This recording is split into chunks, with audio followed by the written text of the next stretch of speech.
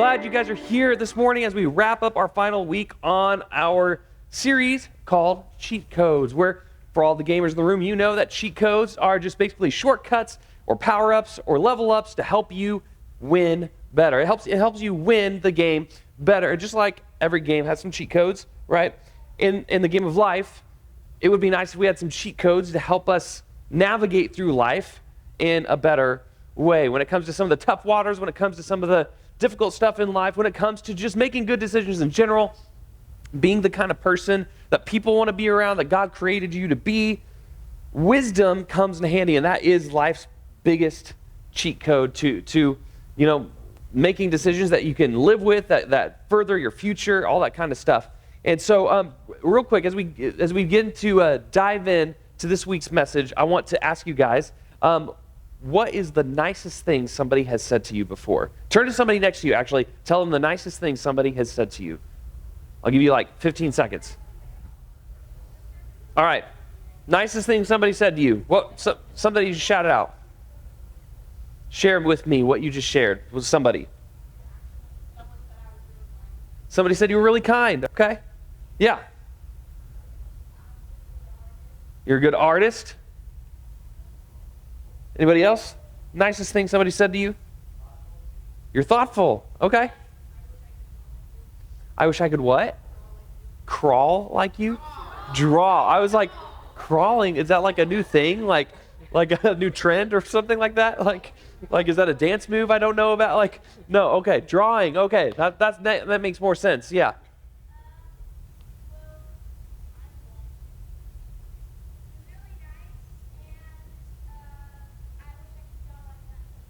I wish I could draw like that someday, and you're really nice. Okay, yeah. So we tend to remember the nicest things that people say to us, but just like we remember the nicest things people say to us, we also tend to remember the meanest things people have said to us, the rudest things people have said to us. I remember growing up, I was a little more sensitive at times, in my growing up years, maybe a little bit younger than middle school, but it carried over a little bit, and I would get my feelings hurt pretty easily. And so people would say when I was little, my cousins would say it. I had friends that would say it once in a while. You're such a crybaby.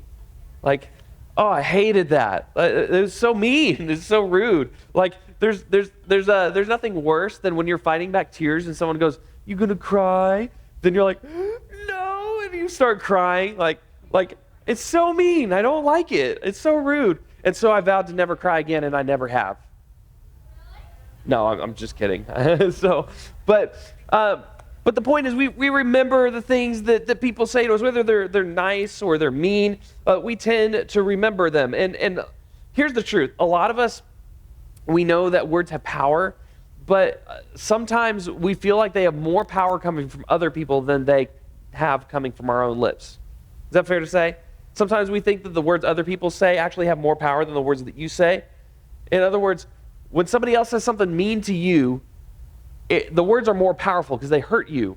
Whereas if you say something mean to somebody else, they don't necessarily hurt you, and you don't think your words carry as much weight. Until years later, maybe you find out so-and-so doesn't like you because they were hurt by you because of something you said in second grade, and you're like, I don't even remember saying that, right? It's funny how words work that way. We don't always treat words like they have power, but in reality, they do. Maybe you know this instinctively because you talk differently about somebody than you do to somebody. Like as soon as you're around your friends, it's really easy to make fun of whatever that teacher said or did, or whatever that person in your class did or said. And then as soon as they walk into the room, it's like, oh, hi, how are you? Oh, this is great. You're a wonderful human being. But just 2 seconds ago, you were talking trash about them behind their back, right? Sometimes we don't treat our words like they have power. Or maybe you're really good at saying you don't mean what you say, and you do mean what you don't say. Like the words that come out of your mouth say one thing, but your tone says something different. Your mom ever tell you that? Watch your tone, right? I love sarcasm. It's like a second language to me, and so I probably was too good at it when I was in high school because I would just smart off when I shouldn't have, and I would do it by telling either mostly teachers that I was really familiar with and that knew me, or my mom or my dad, to be like, oh, I'd be happy to do, oh, that makes a lot of sense why I should be doing that. thank you for giving me that such an important task that I could do right now. Really, what I was saying was, I hate you, and stop telling me to do these pointless things, right? And so, like, we may say one thing, our tone means another way. Sometimes we forget how much power our words have, or maybe you have trouble when there's an argument or a fight and it gets heated, and you say things you probably shouldn't say things that you regret, or maybe you just, not only in what you say, but in how you say it, you just respond in a very harsh way. If you've known anybody that's quick to anger, if you've looked in the mirror and just ripped a new one to the person that you wish you had said that to after the argument's over, and maybe you were quick enough and you did say it before the argument was over, and then you felt better because you just like, maybe they deserved it and they had it coming, or maybe they didn't and you just were in a bad mood. Sometimes we feel bad about it, sometimes we don't. But sometimes when we're angry and we let the anger get the best of us, we say things we know we shouldn't and that we kind of regret. And so words, they're pretty powerful. They should come with some wise decision making before they leave our mouths, right? Is that fair? As we've been talking about wisdom, it'd be wise, to weigh our words before we say them. Now, this is something that if you're like me, your parents said this to you like since you were little, like whether it was weigh your words, or it was watch your mouth, or I don't think anybody does the wash your mouth out with soap thing anymore, but that used to be a thing. I remember my mom telling me she had to wash her mouth with soap one time. It's just one of those things. Wisdom, as we know, as we've talked the last several weeks, is doing not only what's right, but what's best for you and the people around you. If you can do what's best for yourself and for the people around you, then that's a good sign that maybe you're on the track of wisdom a little bit. And so today we're going to continue that theme. We're going to be wrapping up with a passage out of Proverbs. And if you don't remember, or those of you maybe who were here the last couple of weeks, what is a proverb? It's a piece of wisdom. Yeah, that's simple. So, and we've been reading from somebody who wrote most of the Proverbs. Do you guys remember who? King Solomon, yes. And so King Solomon, he's writing about all the wisdom and stuff. If you don't know who he is, he's basically just the wisest guy in history. It's basically how he's remembered. And he was the third king of Israel. But he writes this in Proverbs chapter 15, verse 1. He says, "A gentle answer turns away wrath, but a harsh word stirs up anger." A harsh word. So let's kind of start with that second part. A harsh word stirs up anger. Now, how many of you know this to be true? Because somebody said something to you in a harsh way, or in a rude way, or in a mean way, and your immediate reaction was, I want to punch you in the face so hard right now. Yep. And okay, I'm not alone there. Okay, good. Like, somebody says something, it's like our knee-jerk reaction. It's like them baiting you into a fight. When they say something mean to you, our instinct reaction is to clap back, is to say something back, is to be mean, is to like one-up their insult with another one. Like, you guys ever seen The Sandlot? And they're like, well, you play ball like a girl, right? And then it's that big line that everyone's like, oh. Like, if you've never seen The Sandlot, you need to go watch The Sandlot. It's like my childhood from the 90s. But anyway, like, when somebody says something mean or harsh to you, it just makes you angry. It makes you want to, like, just fight back. And in other words, harsh word stirs up anger. If you want to elicit a rabid, angry response from somebody, then this is how you do it. Say a harsh word to them, right? Sometimes that's our goal. We want to make someone mad because we don't like them or what they're doing. But, the good Christian version of ourselves would be like, okay, that's probably not the wisest thing to do, right?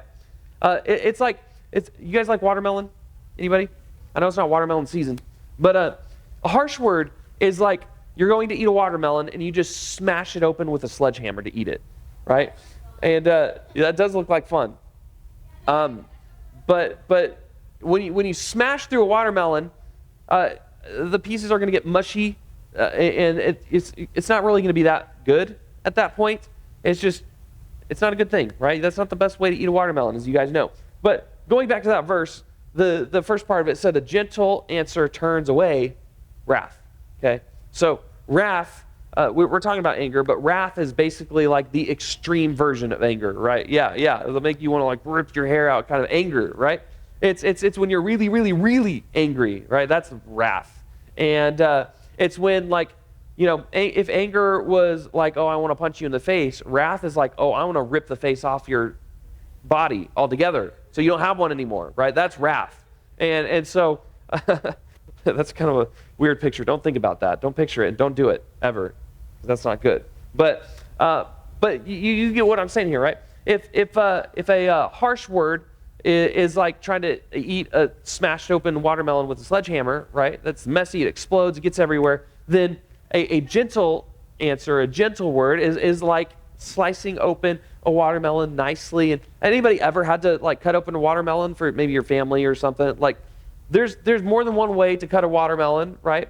And you can cut it in like chunks and corners, and then you just like eat a chunk out of it. Or there's like you can weigh your cuts and measure them and like get them to the perfect slices, and then you can cut them in little cubes after that, or just eat the little like triangle slice of watermelon. You know what I'm talking about? Like you got to be precise though if you're going to use a chef's knife and cut that watermelon beautifully and all that kind of stuff. So the point is, a gentle answer is maybe takes a little more thought behind it, maybe a little more intention than just like beating something with a sledgehammer, which takes no thought, well, maybe a little bit of thought, but not a whole lot of effort, right? Anybody can pick up a hammer and just like whack on things, but it takes like precision and self-control to be able to like slice the way that you want to. And the same is true in our words. Basically, what I want to say to you is that your words matter.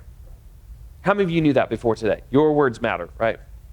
But how many of us often forget how true that is in the way that we speak to the people around us? Yeah. So if, like last week, we talked about to have patience is to have wisdom. Like you want to work on patience, work on being wise. The same is true with your words. You want to weigh your words like they matter, then learn wisdom. If you want a good indication that you have wisdom, that you're not going to sacrifice the momentary pleasure of clapping back at somebody and just destroying them, then maybe you should learn wisdom. Learn how to respond to people in a way, because people are going to do things that trigger you.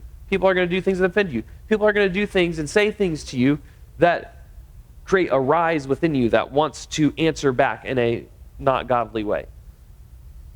But if we can stop there and kind of like with the patience thing last week, we can just learn the self-control and learn to think before we respond, then that's a sign of wisdom. Sometimes, you guys ever heard the phrase like, if it's not kind, don't say it at all, right? Sometimes you have to weigh whether or not your words are actually worth saying. What you have to say might be true, but they may not be wise to say. We talked about that a little bit earlier in this series, but your words matter. So choosing them wisely would be the wise thing to do. It would be an indication that you have wisdom. So in order to do that, here's your application for the week, okay? One is when you are in that situation where you have to decide what you're going to say, or maybe before you decide what you're saying because you're not thinking about it, stop, hit pause, and think about it, right? You can hit pause in your game. You can go put in the cheat codes. Real life, you can hit pause on your reaction, right? You can stop and think. You can walk away, right? And you can weigh your words before you say them. Sometimes you need to pause for a few minutes. Sometimes you need to pause for a few hours and just let it digest. Sometimes you need to just walk away and come back a few days later when you've had a chance to think it through. But hit the pause button. When I was in college, I was in some psychology classes, and some of the things they taught us to say, they taught us all kinds of phrases, right? Don't ever, like when you're talking to somebody about you're working through issues or things that you're upset about, don't use the word always or never, because if you say like, well, you always do this or you never do that, well, that's accusatory language, and it puts the other person on the defensive, and it doesn't actually help you solve, because then what they're going to think is, well, I don't always do that. Like last week, and they'll try to think of the time where it wasn't always or wasn't never. So don't say that. Instead, what they teach you is use a phrase like this: Use statements like I think and I feel, right? If you hit pause and you weigh your words, say, like, I think what you said was mean, and it caused me to feel this way. Right? That sounds weird at first, but it's better than saying you're a jerk, right? You're a jerk doesn't get you anywhere. The other person's automatically going to get defensive. They're like, well, no, I wasn't a jerk last week whenever I said that nice thing. Remember that? Well, that's beside the point, right? When you use phrases like I think or I feel, like, man, I feel like that's not the best move, man. Like, that's the nice way of saying, don't be an idiot. You're being dumb, right? I think that that's not a decision that you should be making right now. I think you should go and think about that a little longer. Or I think that was probably a mean thing to do to him over there. You should probably go apologize. It's not accusatory because you're putting the attention on yourself. I think, I feel. Right? I don't want to beat this into the ground, but does that make sense? Like, it's such a simple thing, and it's semantics, really, because you're saying the same thing, but it's received a completely different way when you do take the time to frame it differently. And it does cause you to reflect on, okay, what's in my control? My feelings. Here's what I feel. Right?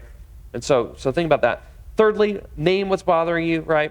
What's the emotion you're feeling? Are you feeling hurt, angry, sad, frustrated? Whatever it is, you gotta think about it and name what you're feeling, because sometimes we react without fully understanding how we feel, and it'll help us measure our response better when we actually recognize and locked in what it is that is bothering us, and we can identify it. Then we can use those I think and I feel statements because you've thought about it and you've named for yourself what you're feeling. So maybe that should have been second, but whatever.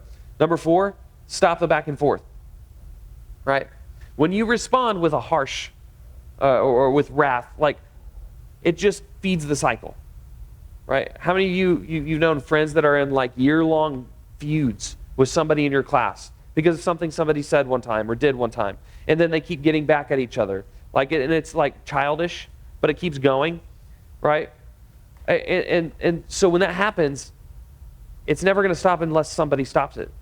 So be the wise, mature person that stops the cycle, and stop the back and forth, right? You can do that. You can lay down your weapons, lay down that sledgehammer, and you can go for that precision instrument where you just identify, hey, can we come with a truce? Or if they're not interested in that, you just don't engage, right? But stop the back and forth because it's not helping anybody. And so those are the things that I would encourage you guys to do this week as you recognize that our words do matter. They make a difference. They'll have an impact one way or another. And so we want to leave people feeling good about the way we treated them, about the way we responded to them. And the best way to do that and to show wisdom in that way is to recognize that our words matter, to weigh them. And so as you guys get ready to go to your small groups, because as you weigh your words within a group setting to communicate how you feel and how you process this kind of stuff, I want you to think about this question. What's one way that you can work to choose your words more wisely this week? Okay? So don't just think in general. Don't just think in like if some hypothetical abstract situation like, oh, I should just respond better. Okay? Go a little deeper than that. I believe in you, right? Think about what's something specific this week that you can choose to use your words more wisely with, right? I'm going to pray. You guys will go to your small groups and continue the conversation.